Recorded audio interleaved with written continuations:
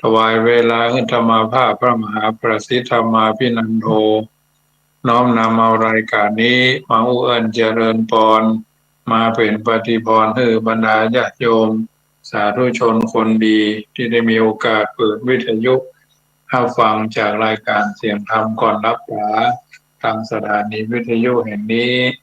เพื่อนำไปเป็นประทีปธรรมนำชีวิตเพื่อเอาท่านทั้งหลายเดินทางชีวิตโดยมีหลักยึดหลักประพฤติเป็นลำดับไปเบื้องแรกนี้จะได้นำพาญาติโยมกราบพระไหว้พระเป็นลำดับไปเนอกราบหนึ่งกราบสองกราบสามกราบสี่กราบห้าอะระหังสัมมาสัมพุทโธภะคะวาพุทธังภะคะวันตังอภิวาเทมิกราบสวากขาโตภะคะวะตาธัมโมธัมมังนามัสสามิกราบสุปฏิปันโนภะคะวะโตสาวกสังโฆสังฆังนามามิกราบมาตาปิตุคุณังอหังวันตามิกราบคุณูปการีวันตามิกราบกราบพระพุทธกราบพระธรรมกราบพระสงฆ์กราบระลึกถึงคุณพ่อคุณแม่กราบระลึกถึงคุณของครูบาอาจารย์ได้น้อมนำเอารายการนี้มาเป็นปฏิพรกับบรรดาญาติโยมสาธุชนท่านผู้ฟังทั้งหลายต่อไปขอตั้งอกตั้งใจโยขันแก้วห้าโคธาเป็นลำดับไปเนอ โยพุทโธอันว่าพระพุทธเจ้าตนได้โลกุตโมตนพาเสริฐอุดมกว่าหมู่สัตวโลกอันมีญาณปานันตัญญาโนอันมีญาณปัญญาที่สุดบ่ได้สันนิสิโนนั่งอยู่แล้วดีนักบ่หวั่นไหวแต่พยามารวราโพธิมูเลนั่งเนื้อเต้นแก้วแทบไกลก็ไม่มาโพตนบาเสดนันบาจนแพ้มหาติวิจโยบาจนแพ้สงครามอย่างใหญ่มารังยังพยามารสะเสนันกับทังเสนานิพนธ์มานาการจริงก็ได้ถึงแล้วผมสัมโพธิยังปัญญาสัพพัญญูตญาณตารัตหูใหญ่อย่าทำทั้งมวลอาหังอันว่าคาปันนามามีก็นบนอบไว้ด้วยกายวจีมโนตังพุทธังยังพระพุทธเจ้าตนนั้นแลโยมกะธรรมโม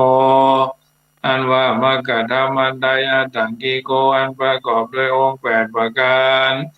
สัมมาทิฏฐิอาทิโกอันมีสัมมาทิฏฐิเป็นต้นอริยปัจโตอันเป็นหนทางหนีไขจากบาป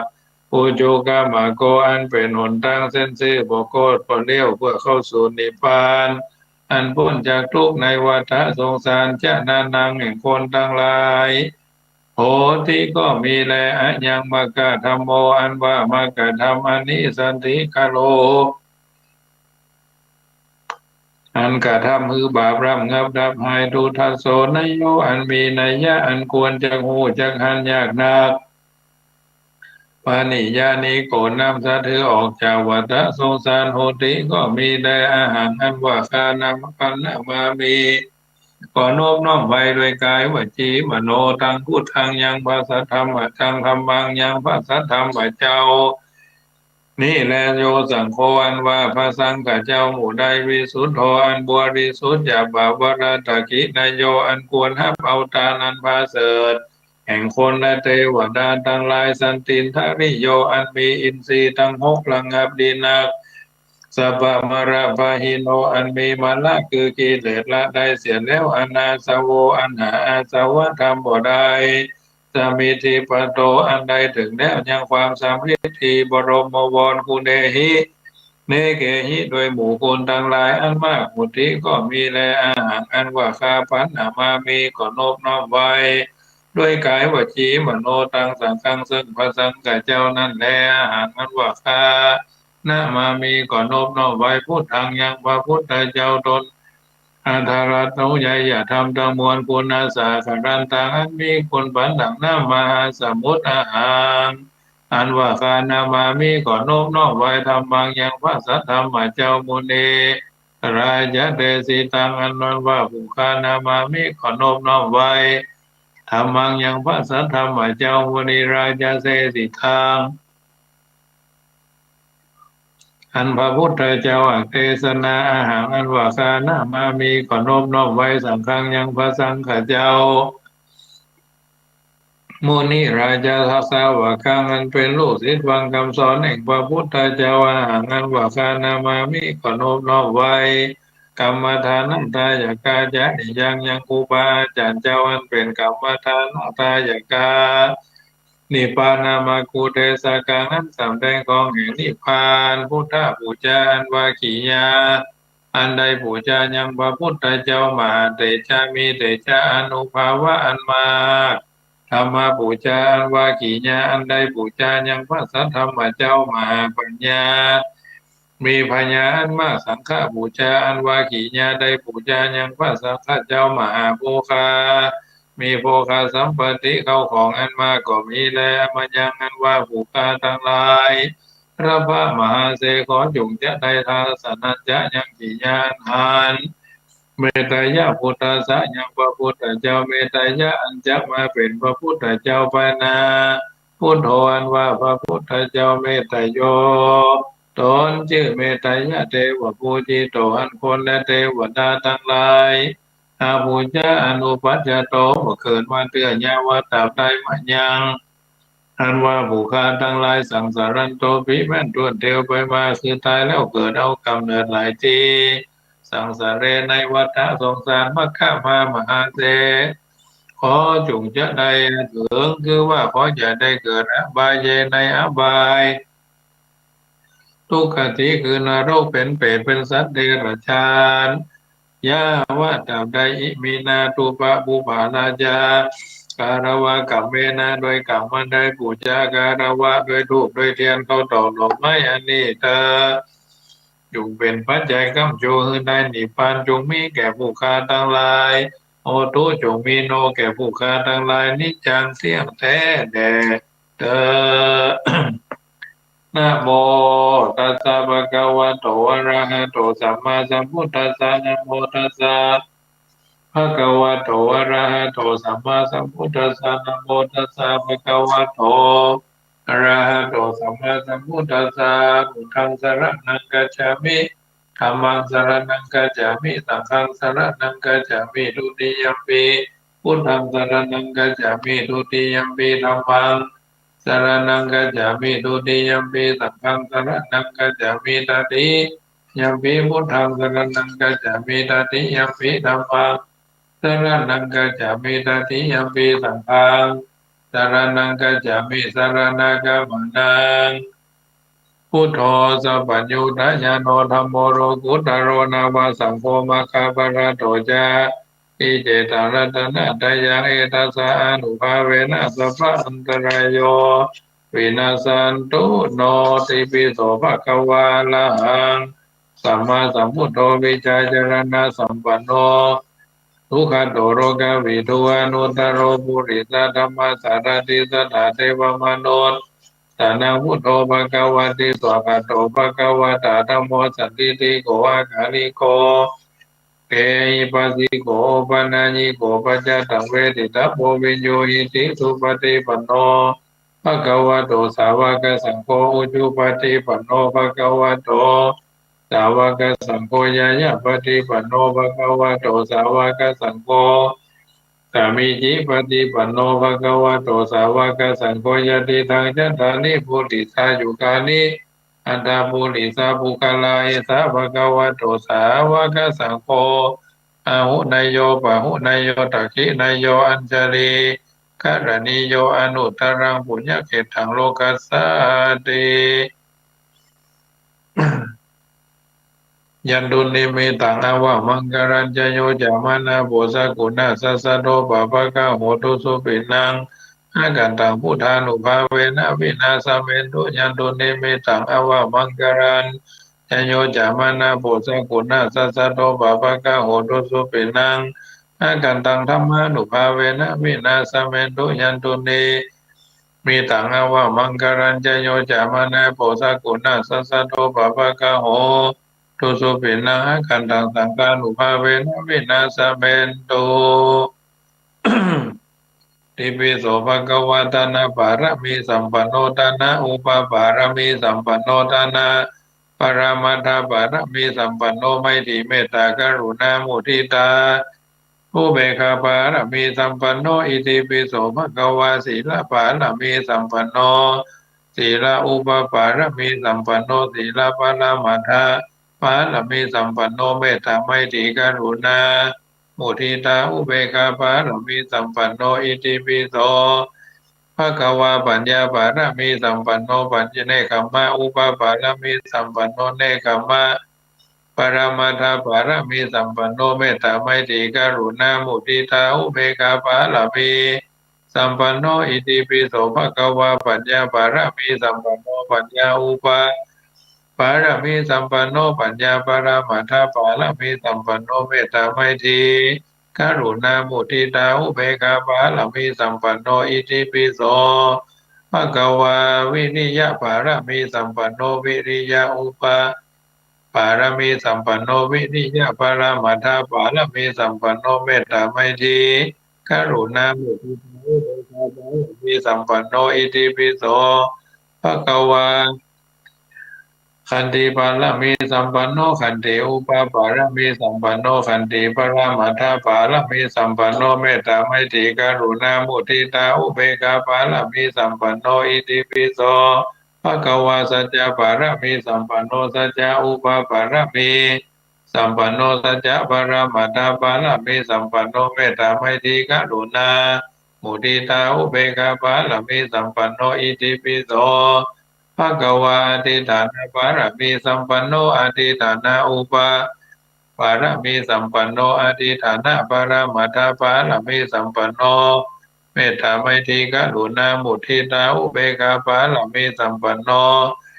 ติปิโสภะคะวะเมตตาปารมีสัมปันโนเมตตาอุปปารมีสัมปันโนเมตตาปรมัตถ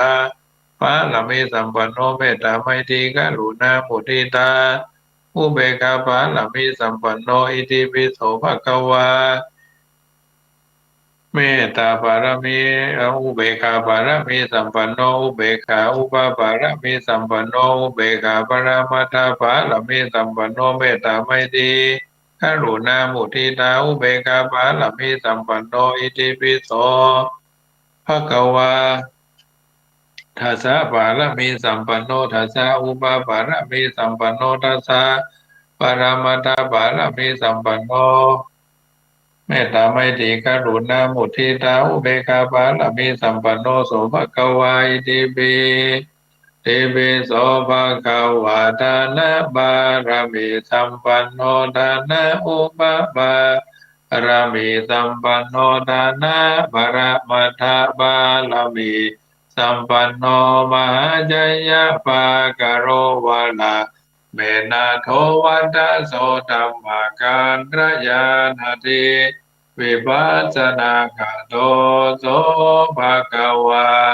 อิติปิอิติปิโสภะคะวะศีลปารมี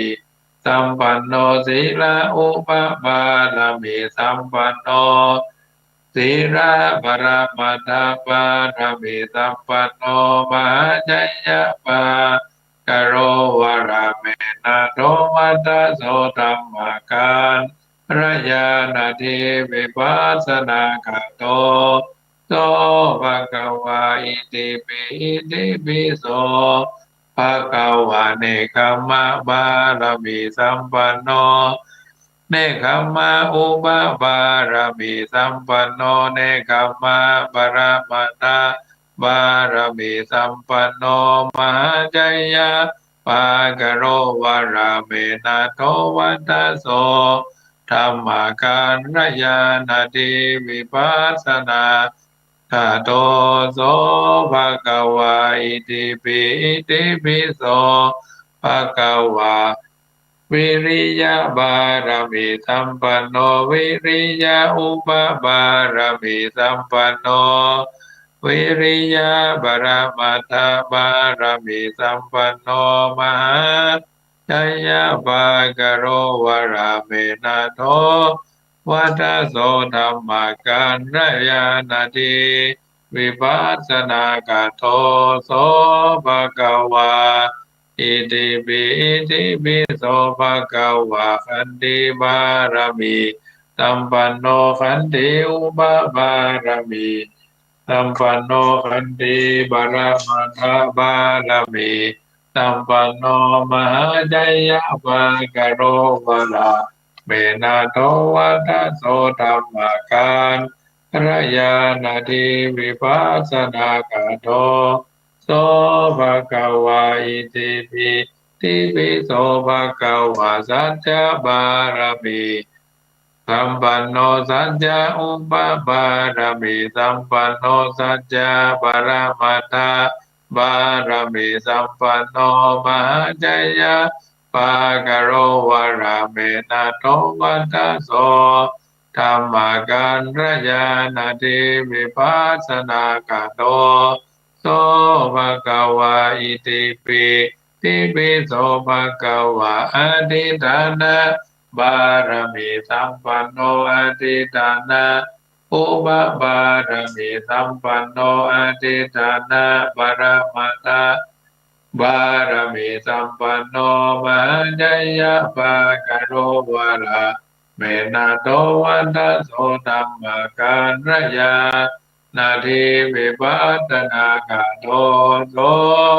ภะคะวะอิติปิอิติปิโส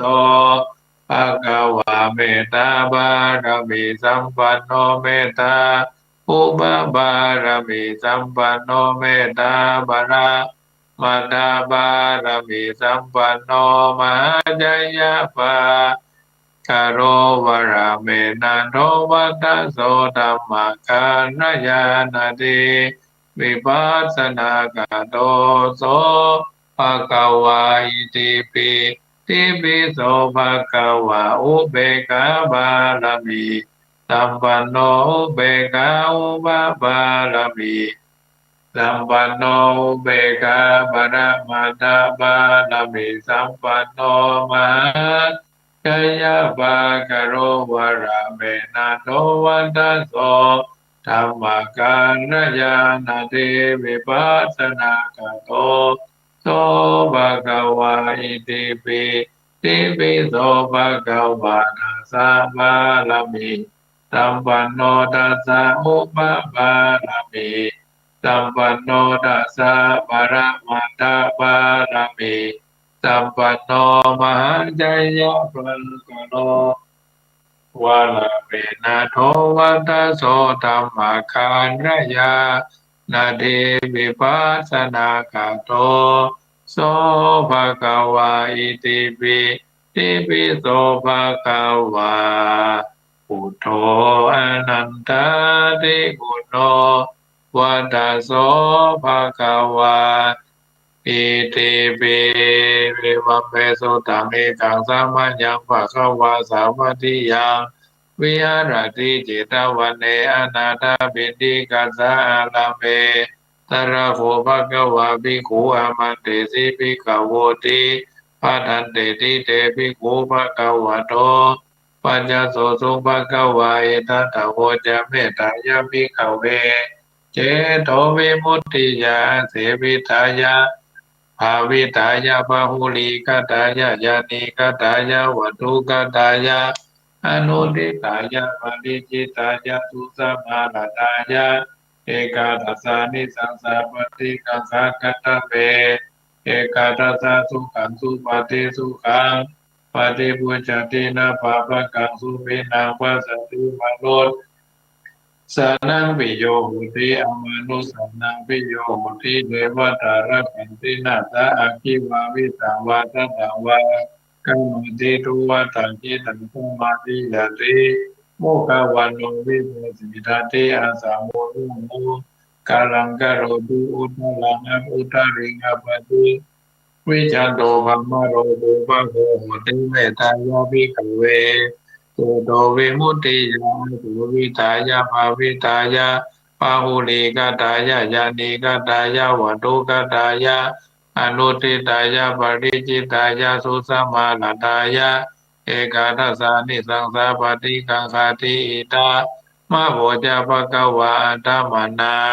เตปิโกภะคะวะโตภาสิตังอภินันโทนเต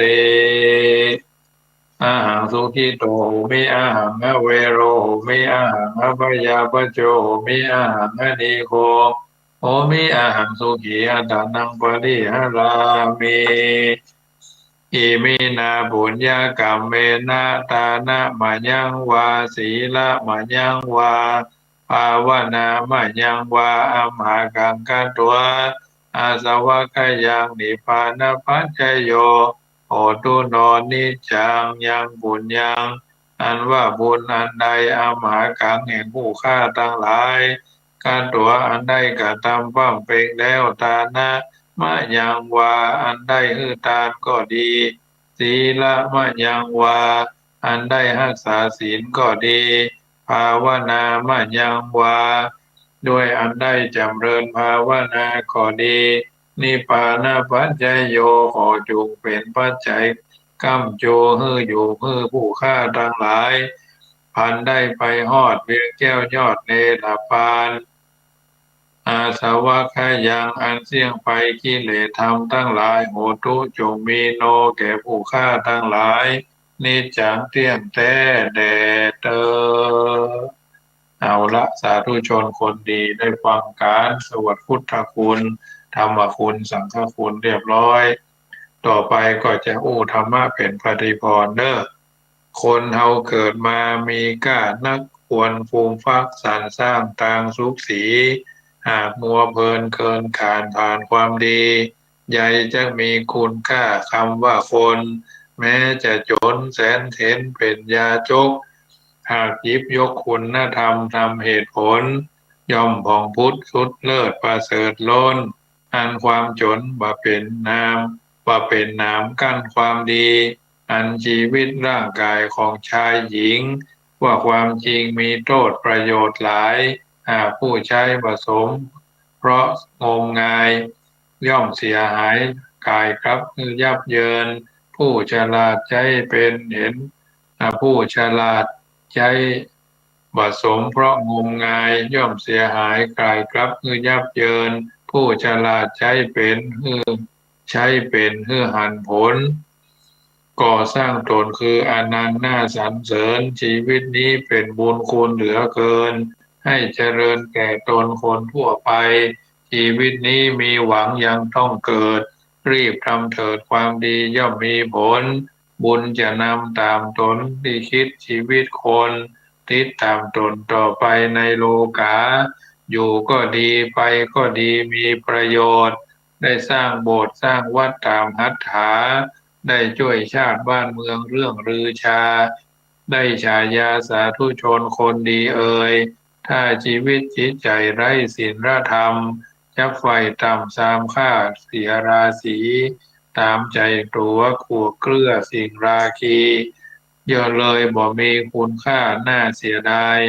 เกิดทั้งทีชีวิตจะสิ้นค่าก่อนจะลาโลกจากยากให้เห็นเมื่อยังอยู่รู้คุณธรรมหมันบำเพ็ญดับประเด็นเด่นด้วยเกลียด ด้วยเกียรติสวยงามชีพยังอยู่สู้สร้างทางวิสุทธ์เมื่อมวยมุดหมายมั่นเขาสรรเสริญทางอบายร้ายจงอย่าละชาร้ายจงอย่าหลงเดินคนเขาเมินหมิ่นชังทั้งยังเป็นเชิญแสนวงหาทางสว่างทางชีวิตอย่าหลงผิดมืดนานนะท่านเอ๋ย หมู่อยู่ให้สัตว์สังคมเขาชมเชยอย่าอยู่เชยชีดมืดทุกทางคือรู้ทั่วชั่วดีวิธีชอบทั้งประกอบทำงานตามศึกษาประพฤติถูกตามธรรมเป็นสัมมาทางชีวาแวววักไม่ดับเลยค่าของคนไม่ได้นับเพราะทรัพย์มากหรือนับจากรูปรักษ์สูงศักดิ์ศรีหากเกิดแต่คุณงามและความดี ผลงานที่ทำไว้อย่างไพบูลย์เกิดเป็นคนสงวนคงให้จงหนักให้ฟูมฟักรักตัวเหมือนหวงแหนอย่านับปัด อย่าปนปัดให้เขารู้ให้เขารู้มาดูแคลนถึงยากแค้นรักมวลสงวนกายอันเนี้ยญาติโยมท่านสาธุชนคนดีทั้งหลายนำธรรมคำสอนส่วนนี้นับว่าเป็นประโยชน์แก่การเดินทางชีวิตของหมู่เฮาเราเจ้าข้าทั้งหลายที่ได้กำเนิดเกิดมาเป็นชาวพุทธมาพบพระพุทธศาสนาบน บุญคือความดีบารมีคือสิ่งที่จะต้องสร้างคนเราเกิดมาในเป็นมนุษย์แล้วคนเขาว่าคนมีปัญญา มีความดี มีความรู้ดีมีความรู้ดีในระดับต้นคนห้องว่าเป็นพหูสูตรคนมีคนแต่คนที่มีความสามารถฝึกฝนตัวเก่ามีประสบการณ์ทำงานจ้างทำงานเป็นถ่ายทอดความรู้เป็นพวกน้องว่าคนมีศิลปะคนมีศิลปะก็จัดว่าเป็นคนพิเศษย่อมได้รับผลประโยชน์ตอบแทนดีกว่าคนมีเพียงความรู้มีความรู้แต่ขาดความสามารถ ส่วนใหญ่ก็มักจะได้รับการแต่งตั้งให้เป็นนั่นเป็นนี่คือเป็นลูกน้องเป็นส่วนใหญ่ ส่วนคนมีศิลปะมีความสามารถดำเนินชีวิตตัวเองให้สูงได้ยิ่งใหญ่ได้ยิ่งใหญ่ได้ก้าวหน้าได้แม้จะมีความรู้บ่นักเรียนบ่นักจบปริญญาแต่ก็ได้ทำสิ่งที่เป็นประโยชน์ได้นักก็จัดว่าเป็นคนที่ฉลาดถ้าหากว่าสามารถ ในการใช้คนฉลาดได้นั่นแหละพนว่าอัจฉริยะบุคคลคนที่ฉลาดที่สุดก็คือคนที่สามารถใช้คนฉลาดได้นี่คือหลักคนที่ฉลาดที่สุดก็คือคนที่สามารถใช้คนฉลาดได้คนที่เป็นเฒ่าแก่ในห้างเจ้าของนั่นเจ้าของนี่กิจการใหญ่ๆคนที่เป็นหัวหน้าหมู่หัวหน้าคณะคนใหญ่คนโต คนมีฐานะร่ำรวยด้วยความสามารถของตัวเอง ความรู้อาจจะบ่นักเรียนบ่จบปริญญา แต่เวลาทำงานต่างๆก็ไปหาคนที่มีความรู้จบปริญญาสูงมาเป็นลูกน้อง มาเป็นคนช่วยขึ้นช่วยคิดช่วยพิจารณาสิ่งต่างๆเหล่านี้ คือสูงขึ้นไปเพราะฉะนั้นคนที่มีความรู้จริงๆส่วนใหญ่ก็มักจะเป็นลูกน้องคนที่มีความฉลาดมีความสามารถก็จะเป็นเจ้านายแต่หากว่าคนที่มีความรู้ด้วยมีความฉลาดด้วยนั่นแหละคือยอดคนต้องใช้คำว่ายอดคนความรู้ก็มีความฉลาดก็มีความสามารถก็มีความสามารถก็มี ก็ยิ่งเสียสละนะยิ่งเสียสละตัวเองก็ถือว่าเป็นคนดีที่สุดเลิศที่สุดหาได้ยากที่สุดถ้าได้เสียสละความรู้ความฉลาดความสามารถส่วนใหญ่ก็มีกันแต่มักจะขาดความเสียสละบ่ค่อยเสียสละหันแก่ตัวหันแก่ได้ชอบสนุกมักจะถามว่าทำแล้วได้อะหยังคนที่มักถามว่าทำแล้วได้อะหยัง นั่นแหละคือส่อแววถึงความเป็นคนหันแก่ตัวเนี่ยอย่างล่ำเหลือมจะได้หยังเนี่ยป้องไม่ใช่ไรก็เอาตายไปเพิ่มเจ้าหู้อย่าไปว่าจากนั้นแถมเพราะว่าแม้มีความรู้มีความฉลาดมีความสามารถถ้าหากว่าทำแล้วตัวเองบ่ได้อันอย่างก็ไม่อยากจะทำนิ่งเฉยอยู่เฉยๆปล่อยวันเวลากินไปเรื่อยๆนะกินไปเรื่อยๆ ก็บ่ได้อะหยังเนาะโดยบ่ได้คืดรังรังงอนอะหยังกับไผเพราะหันว่าทำไปก็แค่นั้นตัวเองบ่ได้อะหยังนะ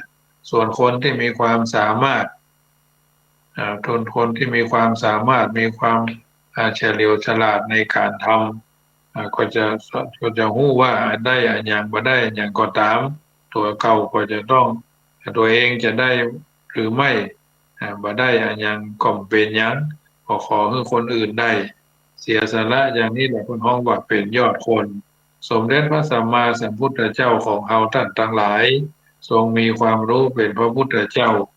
ทรงมีความฉลาดล้ำเลิศทรงมีความสามารถครบทุกอย่างทุกประการ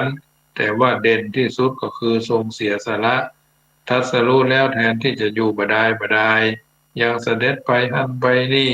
นอนกลางดินกินกลางทรายปรินิพพานระหว่างต้นไม้เนาะตกระกำลำบากอย่างใดก็บ่ทรงอดทนก็ทรงอดทนอดกลั้นอดเปรี้ยวกินหวานอดสารได้ซ่าสั่งสอนศาสนาแนะนำผู้คน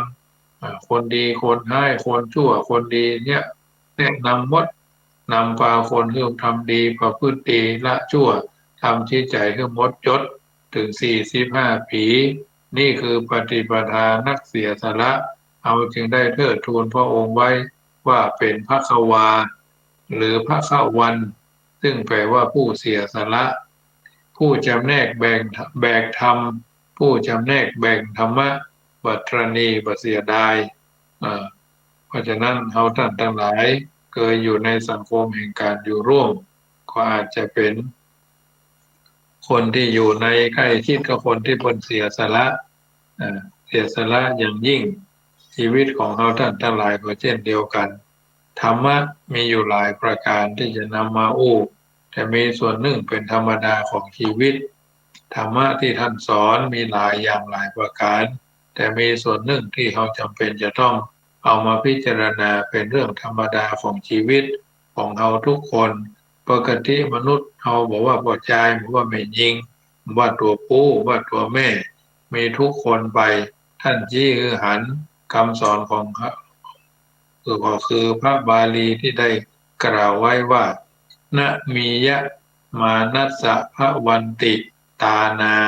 แปลเป็นว่าท่านผู้รู้ได้แปลเป็นภาษาไทยเอาไว้ว่าคนเฮาเมื่อจะตายมีอันอย่างป้องกันมีอันอย่างต้านทานไว้ได้นะมียะมานังทนะมันเวติกินจิคนเฮาเมื่อจะตายทรัพย์สมบัติอันอย่างกดทิศตามโดยไปบ่ได้นาทีฆะมายุงละพะเตละพะเตทะเนนะคนเฮาเมื่อมีอายุยืนด้วยทรัพย์คนเฮาจะมีอายุยืนด้วยทรัพย์ก็บ่ใช่และก็ไม่ได้นาจาปิวิเตนะชะรังชะหันติคนเฮาจะห่างพ้นจากความแก่ความชราด้วยทรัพย์ก็บ่ได้นี่ก็คือธรรมะที่พระรัฐบาลนเถระท่านแสดงไว้คนเฮาพระเจ้าแผ่นดินในยุคนั้นได้หันได้หู้ธรรมดาของชีวิตทุกคนเป็นอย่างนั้นนะมียะมานัสสะภวันติตานาเมื่อจะตายมามีอย่างป้องกันมีอย่างที่จะต้านทานเขาไว้ได้ก็ต้องไปตามการเวลาเพราะฉะนั้นเฮาท่านทั้งหลายก็อาจจะเคยเสียบุคคลนั้นเป็นที่ฮักอันมีพ่อมีแม่อันมีสามีอันมีภรรยาอันมีลูกบ่าวลูกสาวหลานบ่าวหลานสาวที่ล้มหายตายจากก็ถือว่า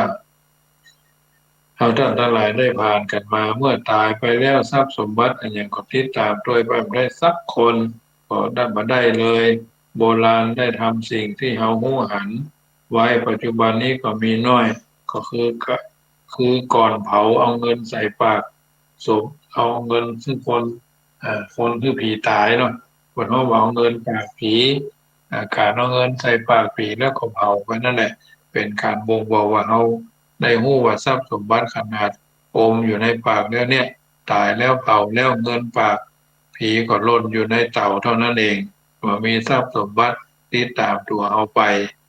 หรือว่าจะทำเมื่ออายุยืนด้วยทรัพย์สมบัติอย่างพระเจ้าจักรพรรดิในสมัยโบราณก็พยายามห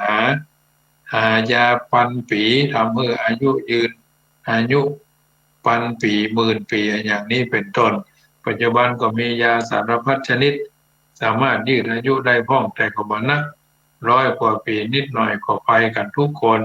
บ่ได้เหลือบ่ได้หนอบ่ได้ค้างเนาะเพราะฉะนั้นจะใช้ทรัพย์สมบัติเพื่อทำให้อายุยืนก็เป็นไปไม่ได้นี่ก็เป็นธรรมดาถือว่าถึงเวลาแก่จะละความแก่จะบ่ยอมแก่ใช้ทรัพย์ซื้อก็บ่ได้แถมแม้ปัจจุบันนี้จะมียุคมียามีหมอทำศัลยกรรมดึงหน้าดึงหนังทำหั่นทำนี่แก้แก้ไขเพื่อบ่ให้เป็นคนแก่ มาความแก่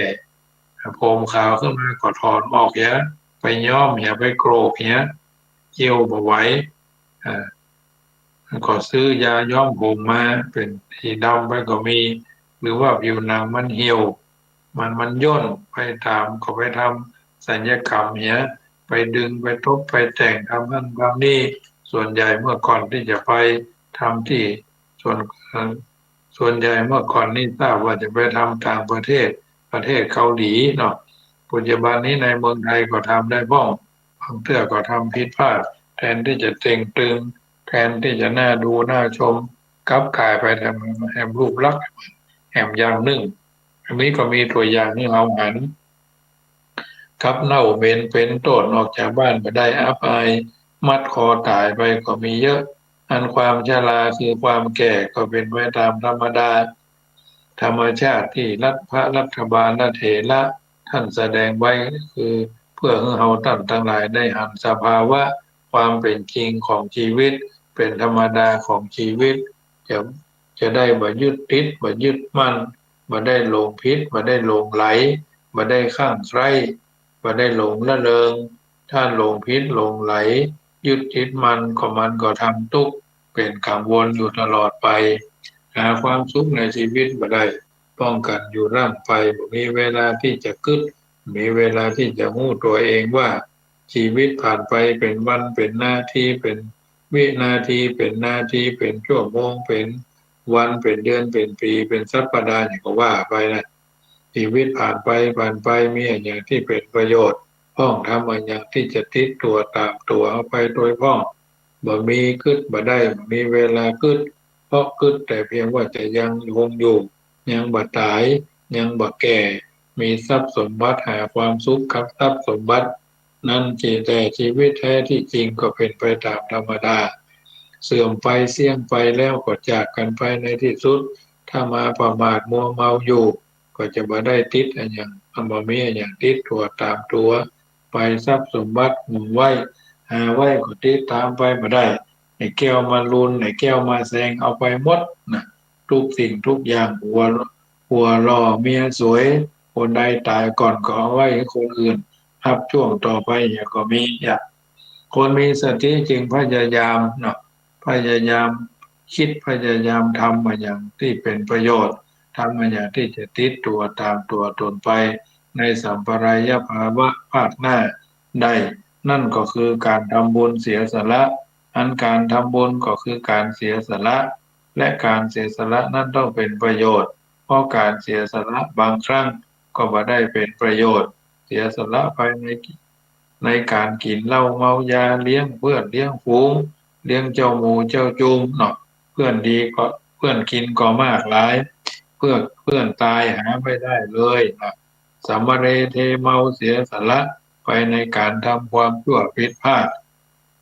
เป็นความเสียสละก่อไม่ใช่เป็นความเสียสละเป็นความเสียเฉยๆคือเสียโดยไม่ต้องเสียสละถ้าเสียสละหมายความว่าเป็นประโยชน์ทำประโยชน์มากพ้องน้อยพ้อง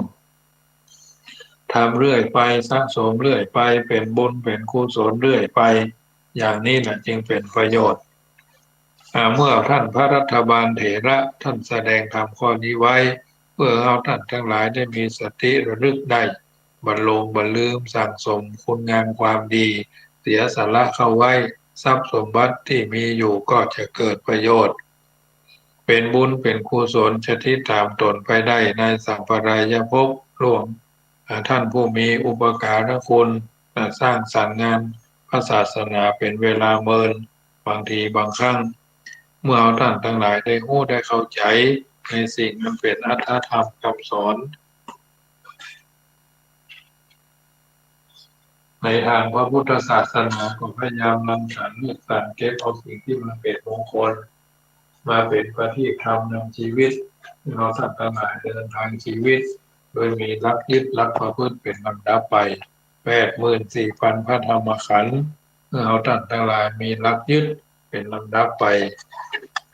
การอยู่ในสังคมคือการอยู่ในกรอบแห่งความถูกต้อง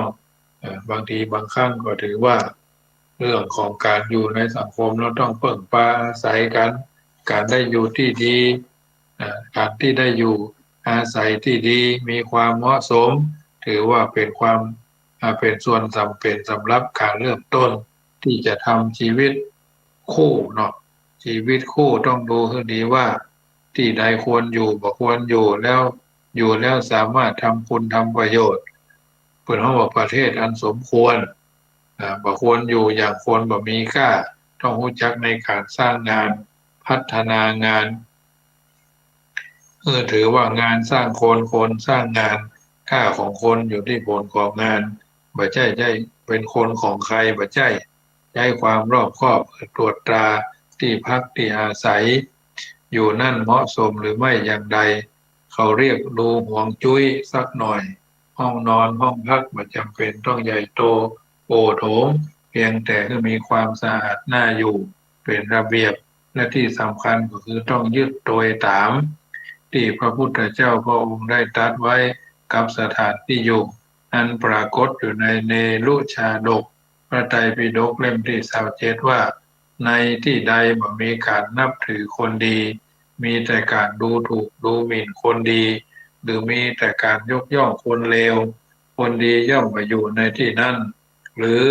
ในที่ใดมีคนบูชาคนขี้ข้านกับคนขยันคนกล้าหาญกับคนขี้ขลาดว่าเสมอกันสัตบุรุษย่อมไปอยู่ในที่หั่นซึ่งเป็นภูเขาที่ทำให้คนแผกแตกต่างกันมาได้ปฏิรูปประเทศวาสะคือการอยู่ในประเทศอันสมควรจึงล้อเอ่อจึงล้อแห่งธรรมข้อหนึ่งอันบุคคลผู้เริ่มสร้างตัวเพื่อหาชีวิตสดใสต้องควรคำนึงก็จะเป็นล้อธรรมที่นำไปสู่ความเจริญการเลือกผู้อยู่ในประเทศอันสมควรหมายถึงการอยู่ในบ้านเมืองที่เหมาะสมมีสภาพแวดล้อมดีหากอยากพบความสำเร็จรวดเร็วมากขึ้นก็ต้องเอาล้อทำแหม3ประการ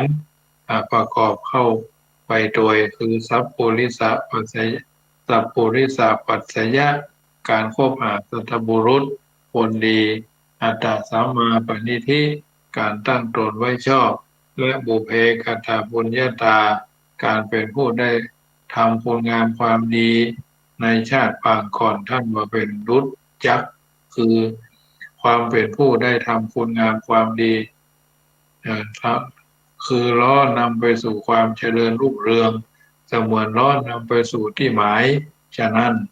การรู้จักแยกแยะผิดชอบชั่วดีเป็นเรื่องควรทำอย่างยิ่งอย่างที่สุดให้มากที่สุดใครทำดีต้องสนับสนุนส่งเสริมใครทำความชั่วก็ควรได้รับการตักเตือนหรือมีบทลงโทษที่เหมาะสมอย่าไปเหมารวมกับคนดีคนชั่วต้องมีผลเสมอกันใครทำงานบัดทำงานอย่างใดต้องสู้ต้องรู้ต้องเข้าใจในสิ่งต่างๆเหล่านี้เป็นปฏิปทาของท่านทั้งหลายเดินทางชีวิตเดินทางไปจนถึงจุดประสงค์และเป้าหมายอย่าไปเหมารวมเลยใครทำงานได้ก็ทำไปไม่ต้องไปห่วงหน้าพะวงหลังงานในหน้าที่คือความรับผิดชอบบุคคลผู้นั้นโดยนั่นคือสังคมที่น่าอยู่สังคมที่รู้จักการแยกแยะอ่านคนทำดีบ่ยกย่องสรรเสริญนับถือกลับกลายเป็นผู้ดูถูกดูหมิ่นถิ่นนั้นถิ่นนี้อัปรีมีแต่ความหายนะคนเร็วกับได้รับการยกย่องนั่นก็คือความบกพร่องของระบบจิตใจคนเมื่อได้ทราบอย่างนี้เส้นทางชีวิตที่เราทุกคน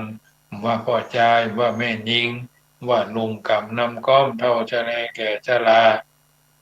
วัยเริ่มต้นก็ถามจะก้าวไปอย่างมั่นคงและสิ่งที่สำคัญอย่าลืมลงมือปฏิบัติไปพร้อมๆกันว่าเป็นพ่อหลวงกำนันนายอำเภอผู้ว่าลงมาถึงเจ้าอาวาสเจ้าคณะพระสังฆาธิการเพราะธรรมะใดก็ไร้ค่าถ้าบ่ทำนะโอ้แต่ว่าบ่ทำนะอย่างคนว่าพุทธคุณช่วยท่านได้ถ้าท่านนำไปประพฤติปฏิบัติถ้าเอาประพฤติปฏิบัติมันก็ได้อย่างแหละมันก็ไม่รู้ก็ได้แต่ไม่ทำเพิ่นถึงบอกว่า ได้ที่อยู่พึ่งพาพักอาศัยเหมาะกับวัยดีงามตามส่งผลเลือกให้ถูกปลูกหว่านการมงคลประโยชน์ตนเพิ่มค่าเอื้ออาทร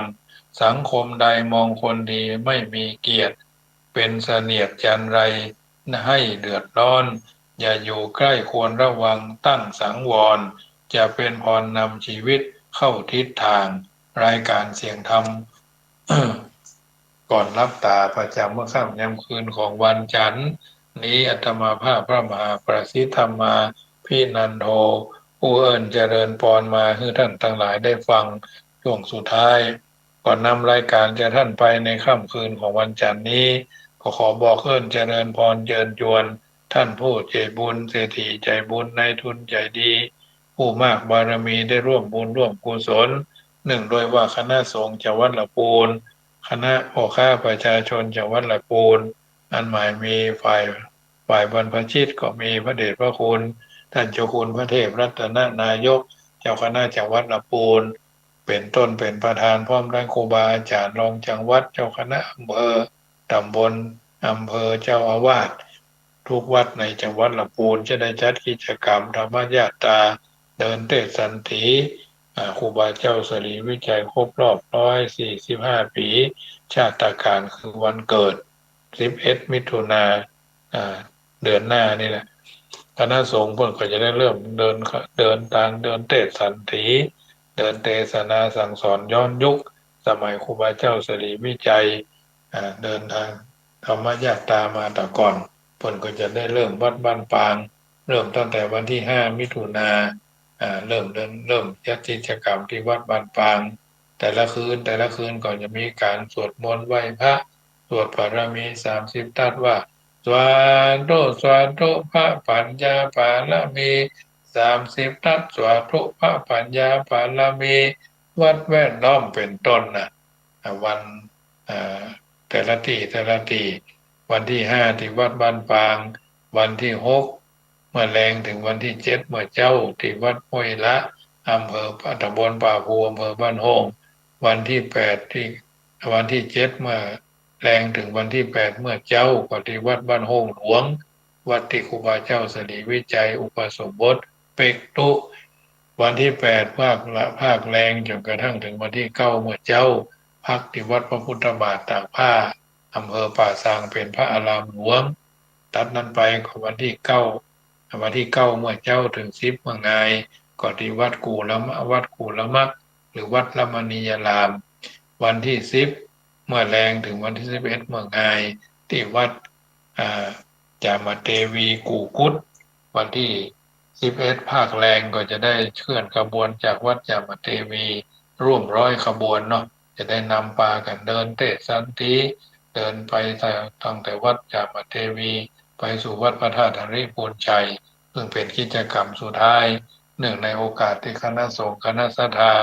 ทายกทายิกาจะจัดกิจกรรมเชิดชูเสนอครูบาเจ้าศรีวิชัยเป็นนักบุญเป็นบุคคลสำคัญของโลกในปี2569ทางนั้นทางนี้ก็จะเริ่มทำตั้งแต่ปี66 67 68 69ก็คงจะสำเร็จดังที่เราตั้งทั้งหลายมีความศรัทธาในครูบาเจ้าศรีวิจัยงานครั้งนี้คณะสงฆ์ตำบลมะกอกในส่วนของอำเภอป่าซางพระเจ้าประสงค์ที่มีวัดอยู่ใกล้ตางตั้งแต่วัดสันป่าฮักวัดนครเจดีย์วัดสุวรรณวิหารนครเจดีย์มาวัดจังกัม